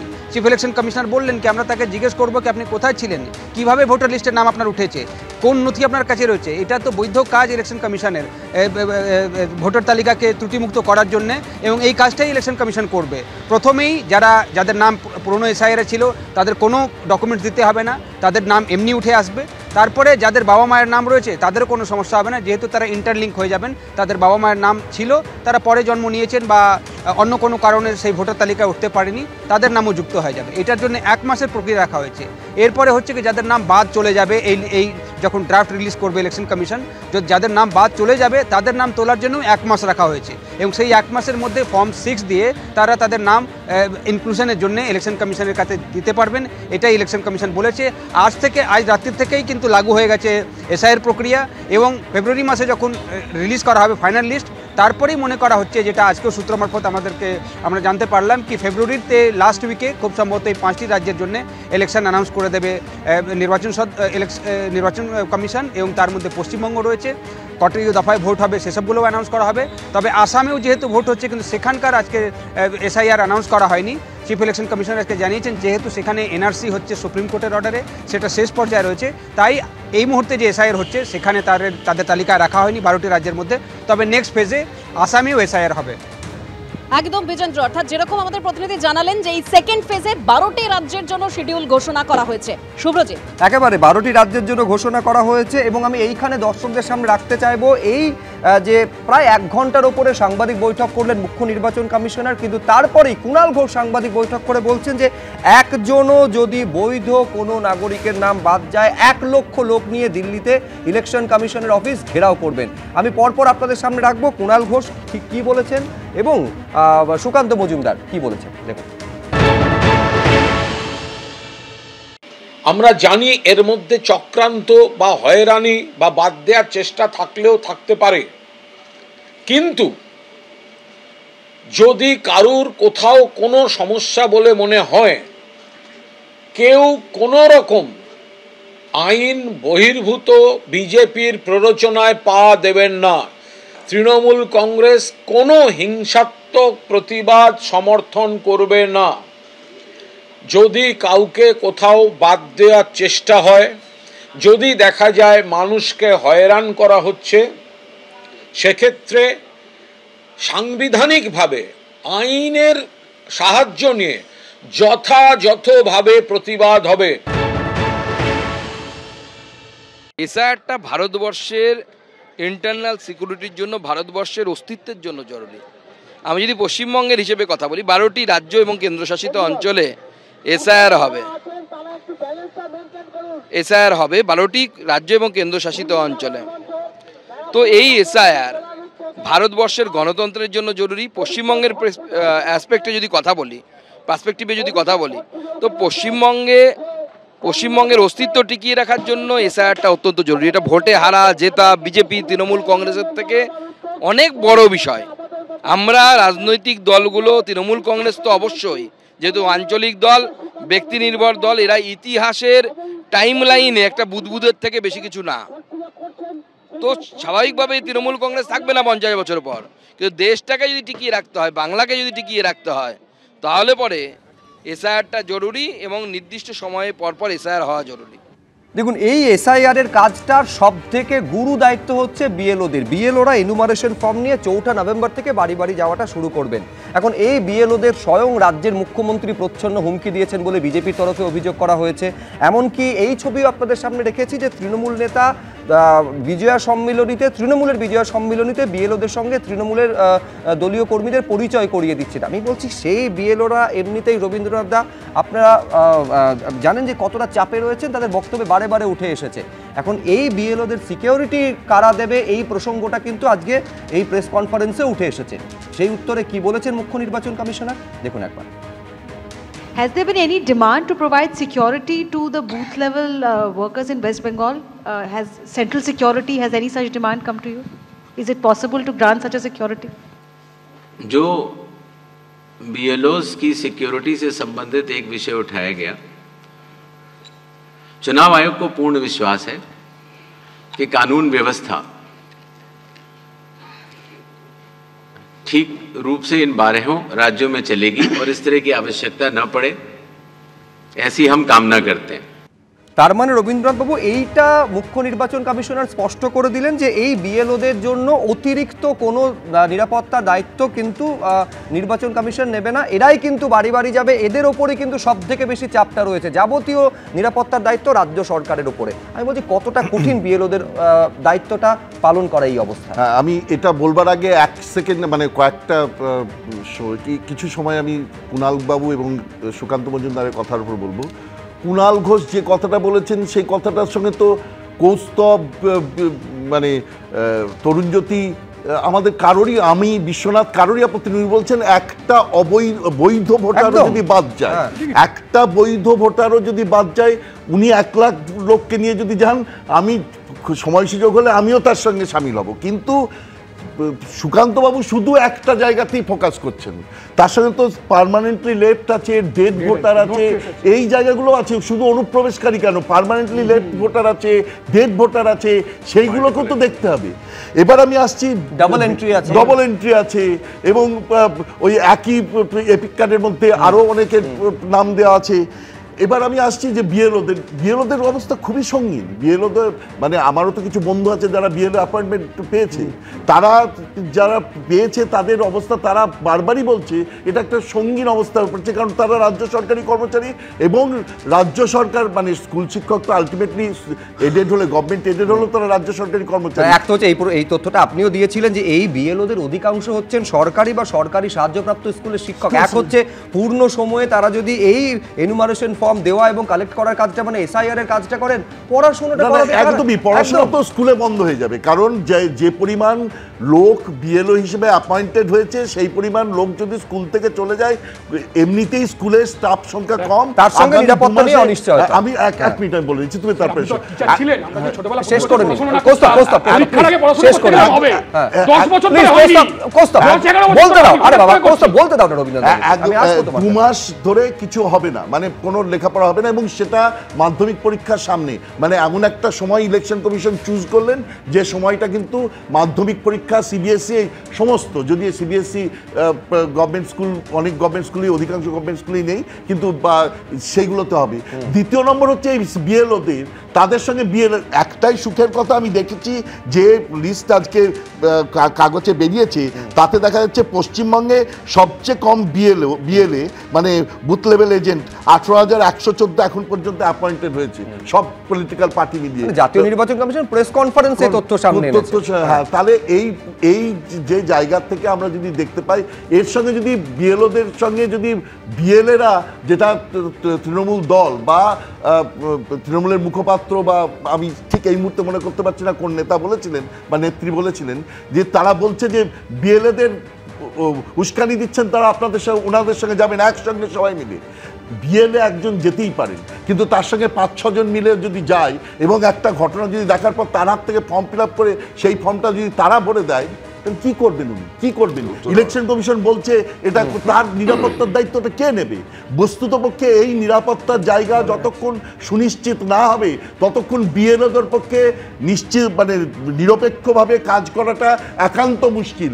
এখানে দাঁড়িয়ে বসে আমি বলছি কেন এতটা কঠিন, তার কারণ এর সঙ্গে যোগ করুন, এক তো হচ্ছে বিএলওদের উদ্দেশ্যে কখনো প্রচ্ছন্ন হুমকি, কখনো প্রত্যক্ষ হুমকি, তার সঙ্গে তৃণমূল নেতাদের বারে বারে হুমকি এবং এমনকি রক্তগঙ্গা বইয়ে দেওয়া থেকে শুরু করে আগুন জ্বালিয়ে দেওয়া, লণ্ডভণ্ড করে দেওয়া, বারে বারে এই হুমকিগুলো সামনে এসেছে। দেখাবো এক ঝলক। তৃণমূল কংগ্রেসের কর্মীরা আছেন, তাদেরকে অনুরোধ করব, তৈরি থাকুন।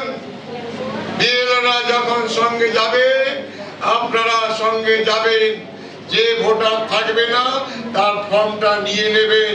যারা বুথ লেভেল এজেন্ট হয়েছে বিএলএ, তারা কিন্তু দলের যেদিন থেকে বিএলও অর্থাৎ বুথ লেভেল অফিসার যে গ্রামে যে বুথে তিনি গিয়ে বাড়ি বাড়ি জিজ্ঞাসাবাদ শুরু করবেন, সেইখানে যিনি আমার দলের বিএলএ আছেন ওই বিএলওর সাথে ওই সরকারি আধিকারিকের সাথে আপনাকেও বাড়ি বাড়ি যেতে হবে। একটা গন্ডগোল পাকাচ্ছে এরা, বিএলওদের দিকে দৃষ্টি রাখুন আপনারা। বিএলওরা সবাই ভাববেন না যে স্কুল টিচার শুধু আমার লোক, এরকম না। বিহারে যে এসআইআর হয়েছে 403 জনের নামে এফআইআর হয়েছে বিএলও, 53 জন বিএলও অ্যারেস্ট আছে बिहार বিভিন্ন জেলে। एक एक वार्ड का एक बूथ लेवल ऑफिसर है। फिर से मैं इनका परिचय आपके साथ करवा दे रहा हूँ। 34 नंबर बूथ का दायित्व में है अनिमा मुखर्जी, तो 35 नंबर पार्ट का दायित्व में है एम दुर्गा रानी, 35 नंबर पार्ट में ही रहते हैं। 36 नंबर पार्ट में है दीदी मोनी, हमारे शास्त्रीय शिक्षा निकेतन स्कूल का जो चंदना दास मोहंती। 37 पार्ट का रवानंद तिवारी। 38 नंबर पार्ट का उसी पार्ट का है रवि, हम लोग का मास्टर रविंद्रनाथ, वो है हमारे 38 नंबर पार्ट।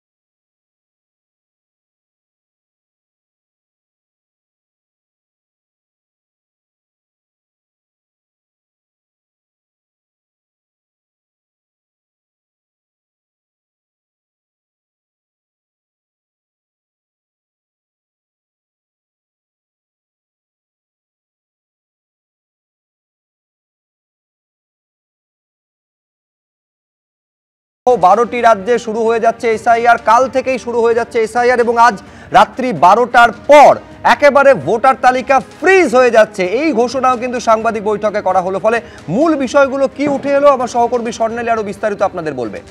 একেবারেই শুভ্র, তুমি যে কথা বলছিলে যে কাল থেকেই বাংলায় এসআইআর এবং 12টি রাজ্যে কিন্তু এই এসআইআর শুরু হতে চলেছে আগামী কাল থেকে, এবং ইতিমধ্যেই যে রাজ্যগুলির প্রসঙ্গ উঠে আসছে বাংলা, ছত্তিশগড়, মধ্যপ্রদেশ, রাজস্থান, উত্তরপ্রদেশ, আন্দামান নিকোবর, পুদুচেরি, গোয়া, গুজরাট, কেরল, লাক্ষাদ্বীপ, তামিলনাড়ুতে এসআইআর কাল থেকেই এসআইআর শুরু এবং আজকে জাতীয় নির্বাচন কমিশনের বৈঠকে ঘোষণা করা হলো। ইতিমধ্যেই আপনাদেরকে জানিয়ে রাখি যে এসআইআর ঘোষণা হতেই আগামীকাল সিইও দপ্তরে সিইওর সঙ্গে স্বীকৃত রাজনৈতিক দলের সদস্যরা তারা বৈঠকে বসবেন। সরাসরি আমাদের প্রতিনিধি রুমা পাল আমাদের সঙ্গে রয়েছেন। রুমা, কি কি বিষয় নিয়ে আলোচনা হতে পারে, কি জানতে পারছো? দেখো, এসআইআর ঘোষণার পরপরই কিন্তু মুখ্য নির্বাচনী আধিকারিকের দপ্তরে কালকে সর্বদল বৈঠক ডাকা হয়েছে। সর্বদল বৈঠক ডাকার মূল কারণই হচ্ছে যে সিইও আবার পুনরায় এই এসআইআর এর বিষয়টা কিন্তু তাদের সামনে তুলে ধরবেন এবং পুরো প্রক্রিয়াটা যেমন বলবেন, তার সঙ্গে সঙ্গে অবশ্যই রাজনৈতিক দলের তরফ থেকে যে তাদের যদি কোনো বক্তব্য থাকে সেটাও তারা জানাবেন। অন্যদিকে আরও একটা বিষয় বলে রাখি যে বিএলওদের সঙ্গে কিন্তু যেমন বিএলওরা যাবেন 4 নভেম্বর থেকে বাড়ি বাড়ি যাবেন, রাজনৈতিক দলের ক্ষেত্রে বিএলএদেরও কিন্তু একটা ভূমিকা রয়েছে, বুথ লেভেল এজেন্ট। সেক্ষেত্রে কিন্তু এর আগেও নির্বাচন কমিশনের তরফ থেকে সমস্ত রাজনৈতিক দলের কাছে বুথ লেভেল এজেন্টদের চাওয়া হয়েছিল। সেক্ষেত্রে 5000 তৃণমূল কংগ্রেসের পক্ষ থেকে এখনও পর্যন্ত 5000 বুথ লেভেল এজেন্টদের নাম দেওয়া হয়েছে এবং সেক্ষেত্রে 7000-এর মতো বিজেপির তরফ থেকে দেওয়া হয়েছে। তবে সব থেকে বড় কথা, বিএলওরা যখন 4 নভেম্বর থেকে 4 ডিসেম্বর পর্যন্ত বাড়ি বাড়ি যাবেন, এমিউনারেশন ফর্ম নিয়ে যাবেন, 3 বার যাবেন, হতে পারে কেউ বাড়িতে নাও থাকতে পারে, সেক্ষেত্রে কিন্তু 3 বার ভিজিট করা হবে। সেক্ষেত্রে কিন্তু বিএলএদেরও একটা ভূমিকা থাকছে। কোনো ক্ষেত্রে যদি দেখা যায় যে কোনো সমস্যার মধ্যে থাকা যদি এসে দেখা যায়, সেক্ষেত্রে কিন্তু বিএলএদের সঙ্গে কিন্তু একটা বৈঠক করতে পারেন, মিটিং করতে পারেন এবং বিএলএরাও কিন্তু সেই ক্ষেত্রে প্রোভাইড করতে পারেন, সেই যোগান দিতে পারেন যে কোথায় ভোটারের কোথায় কি কি সমস্যা হচ্ছে। অর্থাৎ বিএলও এবং বিএলএদের কিন্তু একসঙ্গে হয়েই কিন্তু কাজটা করতে হবে, এমনটাই কিন্তু ট্রেনিংয়ে বলা হচ্ছে। অন্যদিকে আরও একটা বিষয় বলে রাখি যে সিইও যখন সর্বদল বৈঠকে ডেকেছেন এবং তারপর কিন্তু তিনি সাংবাদিক সম্মেলনও করবেন, অর্থাৎ বাংলার ক্ষেত্রে যা যা প্রযোজ্য সেটা তিনি আবারও তুলে ধরবেন। অন্যদিকে জানিয়ে রাখি 28 অক্টোবর থেকে 3 নভেম্বর পর্যন্ত কিন্তু প্রিন্টিং এবং মিটিং এরকম ট্রেনিং চলবে। ট্রেনিং নিশ্চয়ই সিও অবশ্যই এরপর জেলা শাসকদের সঙ্গে, যারা জেলা নির্বাচনী আধিকারিক, ইআরও এইআরও প্রত্যেকের সঙ্গে ভিসির মাধ্যমে তাদের সঙ্গে ট্রেনিং আবারও এসআইআর সম্পর্কে বলবেন। তারপর কিন্তু অবশ্যই বিএলওদের ট্রেনিং হয়েছে, তার সত্ত্বেও এসআইআর ঘোষণা হওয়ার পরও যে আর তার যা কী করণীয় সেই সমস্ত ট্রেনিং। একেবারেই রুমা, আমাদের আগামীকালের বৈঠকের দিকে অবশ্যই নজর থাকবে। আপাতত তোমায় ধন্যবাদ। আজকে জাতীয় নির্বাচন কমিশনের বৈঠক, কাল থেকে বাংলায় এসআইআর এবং ইতিমধ্যেই যারা বিদেশি ভোটার তাদের জন্য কি প্রক্রিয়া জারি করা হবে সে ব্যাপারে জাতীয় নির্বাচন কমিশন কি বলেছে জানতে চলে যাব সরাসরি শুভ্রজিতের কাছে। একেবারে আমি বলছি বিদেশি যারা রয়েছেন তাদের ক্ষেত্রেও কিন্তু এই রাজ্যে তো বটেই একেবারে রাজনৈতিক তরজা তুঙ্গে উঠেছে, সেই বিষয়েও আজকে উঠে এসেছে জাতীয় নির্বাচন কমিশনের মুখ্য নির্বাচন কমিশনার যখন সাংবাদিকদের মুখোমুখি হচ্ছে তার কাছে। তিনি কি बललेन একবার দেখব। Wrongful inclusion of foreigners. कई बार अगर किसी व्यक्ति ने जो कि हमारे देश का नागरिक नहीं है और आने के बाद अगर उसने कुछ कागज बनवा लिए हैं तो आपने नोटिस किया होगा जो हमारी प्रेजेंटेशन थी कि सबसे पहले इन्यूमरेशन फेज में हम ये मिलान करेंगे कि 2002, 3 या 4 में आप या आपके वरिष्ठ जो वंश के लोग थे वो कहाँ थे। अगर उससे मिलान हो जाता है तो फिर ये बात खत्म हो जाती है। जो लोगों का मिलान नहीं होगा उनको नोटिस जारी होगा और नोटिस जारी होने के बाद उन्हें वो कागज़ दिखाने होंगे और उसके साथ साथ ये भी बतलाना होगा कि 2003 में वो कहाँ थे। দেখুন এই রকম ছবি আমাদের রাজ্যে একাধিক এসেছে। কেউ বাংলাদেশি নাগরিক এখানে এসে একেবারে ভোটার থেকে শুরু করে পাসপোর্ট বানিয়ে নিয়েছেন, অথবা পাকিস্তানের নাগরিক আজাদ মল্লিকের কথা আলাদাভাবে উল্লেখ করতে হয়, যাকে গ্রেফতার করেছে ইডি। একেবারে এই রাজ্যের ভোটার তারা হয়ে গেছেন। যেমন বাংলাদেশের সাতক্ষীরার বাসিন্দা, নাম বদলে ভারতের ভোটার হয়ে গেছেন। উত্তর 24 পরগনার হিঙ্গলগঞ্জে বাংলাদেশি ভোটার পাওয়া গেছে। এসআইআর ঘোষণার ঠিক আগে বাংলাদেশি ভোটারের হদিশ মিলেছে। প্রায় 30 জন বাংলাদেশির হাতে ভারতীয় ভোটার কার্ড পর্যন্ত পৌঁছে গিয়েছে। হিঙ্গলগঞ্জে সালাম গাজীর নামে ভারতীয় ভোটার কার্ড রয়েছে বলে অভিযোগ। 30 বছর আগে বাংলাদেশ থেকে এসেছেন এই সালাম গাজী। তবে বাংলাদেশের সঙ্গে ভারতেরও ভোটার কিনা জানা নেই। বাংলাদেশি ভোটার বিতর্কে এমনটা দাবি করছেন গ্রাম পঞ্চায়েতের উপপ্রধান। উল্লেখযোগ্য বিষয় হলো, আমি আরেকটা পরিসংখ্যান নিয়ে বিশ্বনাথ চক্রবর্তীর কাছে আসতে চাইবো। বাংলাদেশি অনুপ্রবেশকারী নিয়ে তুমুল তর্ক বিতর্ক হচ্ছে। আমি একটা কেন্দ্রীয় স্বরাষ্ট্র মন্ত্রকের পরিসংখ্যান দিই। এপ্রিল 1, 2023 থেকে মার্চ 31, 2024 মোট 2331 জনকে ডিপোর্ট করা হয়েছে তাদের নিজের দেশে ভারত থেকে। তার মধ্যে 1470 জন নাইজেরিয়ান। শুনলে অবাক হবেন বিশ্বনাথ দা, বাংলাদেশি মাত্র 411 জন। আমি তোমাকে বলছি যে ইলেকশন কমিশন তো ঘোষণা করে দিল, এই ঘোষণাকে কার্যকারী করতে হবে কিন্তু রাজ্য সরকারের এমপ্লয়ির মাধ্যমে। আমি তোমায় বলছি ইলেকশন কমিশনের কোনো নিজস্ব বাহিনী নেই, অফিসার নেই, রাজ্য স্তরের সরকারি আধিকারিকদের উপর ডিপেন্ড করে তাদের চলতে হয়। এমনকি সিও যিনি চিফ ইলেকট্রাল অফিসার তিনিও রাজ্য সরকারের কর্মচারী, ডেপুটেশনে ইলেকশন কমিশনের হয়ে কাজ করেন, আর বাদ বাকি সরাসরি রাজ্য সরকারের কর্মচারী। ফলে রাজ্য সরকার এবং ইলেকশন কমিশন দুই জায়গা থেকে যদি সৎ ইচ্ছা না থাকে তাহলে কিন্তু আমি তোমায় বলছি বিদেশিদের শনাক্ত করা ইম্পসিবল। দ্বিতীয় যে বিষয়টা আমি তোমায় বলতে চাই, যে দেখো আজকে ইলেকশন কমিশনার বারবার বলছিলেন মানে বিএল এর কথা, ব্লক বুথ লেভেল মানে এজেন্টের কথা, বিএলএ। এই বিএলএ কিন্তু সবচেয়ে ইম্পর্টেন্ট রোল তাদের আছে আমি মনে করি। রাজনৈতিক দলগুলো পশ্চিমবাংলাতে যেহেতু সব মানে তীব্র রাজনীতিক মানে আছে, বিতন্দা আছে, এবং এখানে সত্যি বলতে কি যারা শাসন ক্ষমতায় থাকেন, সেদিন মমতা বন্দ্যোপাধ্যায় বিরোধী ছিলেন, তিনি অনুপ্রবেশকারীদেরকে নিয়ে সরব ছিলেন। আজকে তিনি শাসন ক্ষমতার মধ্যে আছেন, তাই অনুপ্রবেশকে নিয়ে একটা তার মুখ থেকে কথা বলে বেরোয় না। এই যে বিদেশি যাদের একেবারে ভোটার কার্ডে নাম তুলেছেন তাদের ক্ষেত্রে কি করণীয় সেইটা জাতীয় নির্বাচন কমিশনের তরফে বলা হলো। আমি একবার দ্রুত দেখবো অধীর চৌধুরী কি বলেছেন এই নিয়ে। ভোটার লিস্টে অনুপ্রবেশকারী ঢুকে যাওয়া, এই তত্ত্ব প্রথম ভারতবর্ষের মানুষকে বুঝিয়েছিল বাংলার মুখ্যমন্ত্রী মমতা ব্যানার্জি। এত অনুপ্রবেশকারী কোথায় আমার জানা নেই, সে অনুপ্রবেশকারী কোথায় ধরা পড়লো আমার জানা নেই, কিন্তু অনুপ্রবেশকারী অনুসরণের ঢোল তো বেজেই যাচ্ছে। যদি অনুপ্রবেশকারী পশ্চিমবঙ্গে এসে ভোটার হয়ে যায়, রাজ্য সরকার দায়িত্ব, সেটা রাজ্য সরকার সেটা দেখবে। আর একবার বলবো, আগামীকাল থেকে বাংলায় এসআইআর শুরু হয়ে যাচ্ছে। দুটো বক্তব্য পাশাপাশি আপনাদের সামনে রাখবো। রাজ্যপাল কি বলছেন এবং কি বলছেন বিজেপি রাজ্য সভাপতি, পরপর দেখুন। SIR is part of the democratic process to ensure free and fair elections in the country. In a democracy, dissent and diversity of opinion is natural. There are institutions within the Constitution of India to do the checks and balances and to ensure that nobody outsmarts their territory. If any complaints are there, there are also complaints, redressal machinery as well available in the Constitution of India. So I hope optimistically that everything will go very well. 12টা রাজ্যে SIR হবে, খুব একটা তাপ উত্তাপ অন্য রাজ্যে দেখতে পাবেন না। পশ্চিমবঙ্গে এ কারণেই দেখতে পাবেন কারণ এখানে যে শাসক দল আছে তৃণমূল কংগ্রেস, তারা জানে কতটা দুধে কতটা জল আছে। তো যদি জলটা বার করে দেওয়া যায় বিপদে পড়বে, অন্য নেতারা মানছেন না। আসলে তৃণমূলের যেটা এজেন্ডা যে রোহিঙ্গা থাকবে, বাংলাদেশি জিহাদিরা থাকবে, একজনের নাম 4 জায়গায় থাকবে, ফাঁকা জমিতে ভোটার থাকবে, যারা মারা গেছে তাদের মায়া কাটানো যাবে না, তাদেরও রাখতে হবে, তাদের নিয়ে ভোট হবে। সেটা তো হয় না। একটা ত্রুটিমুক্ত ভোটার লিস্ট নির্বাচন কমিশন তৈরি করতে চাইছে, রাজ্যবাসীও তাই চাইছে, যে কোনো সুস্থ স্বাভাবিক নাগরিকও এটা চায়।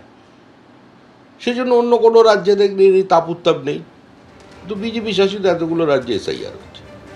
প্রস্তাব আমি আবার বলছি যে এখানে যে আলোচনা চলছে, আজকে শুভেন্দু অধিকারী যেভাবে যা বলছে, তৃণমূল কংগ্রেস যেভাবে যা বলছে, শুভেন্দু অধিকারী আজকে যা বলছে ঠিক 2002-03 সালে মমতা ব্যানার্জি একই কথা বলেছিল। এখন মমতা ব্যানার্জি সে কথা বলছেন। কি অদ্ভুত, রাজ্যের বিরোধী দলনেতা সে একটা সময় তৃণমূল কংগ্রেসে যখন যেত তখন শাহাবুদ্দিনের বাড়িতে যেত, আর এখন তাকে প্রমাণ করতে হবে সে কত বড় হিন্দু। মানে এখন রংবদল, গিরগিটির মতো, ক্যামেলিয়ানের মতো, কি সুন্দর এখন হিন্দু হতে হবে। তারা মিথ্যে বেটন নিয়ে বলে যাচ্ছে, আর তোমার এসআইআর হলে আসল কথা কাজ সাজ বহুত করবো, কি অদ্ভুত, সাজ বহুত করবো, কি অদ্ভুত। তোমাদের ছুড়ে ডাস্টবিনে ফেলে দিয়েছে, ওখানে গড়াগড়ি কাজ আমাদের ডাস্টবিনে ফেলে দিয়েছে বলে তো শুভেন্দু মতো মালেরা তৃণমূলের প্রাক্তন তৃণমূল এখন বিজেপি নেতা। ভাব, হ্যাঁ ভাব, যা খুশি বলতে পারো। যা খুশি বলতে পারো, যা খুশি বলতে পারো। এবার থামো, আমি দুজনকে থামালাম, দুটো দেবাংশু ভট্টাচার্য, তরুণজ্যোতি প্রামাণিক, কৌস্তব চ্যাটার্জি, দুজনকে থামাচ্ছি আমি। দেবাংশু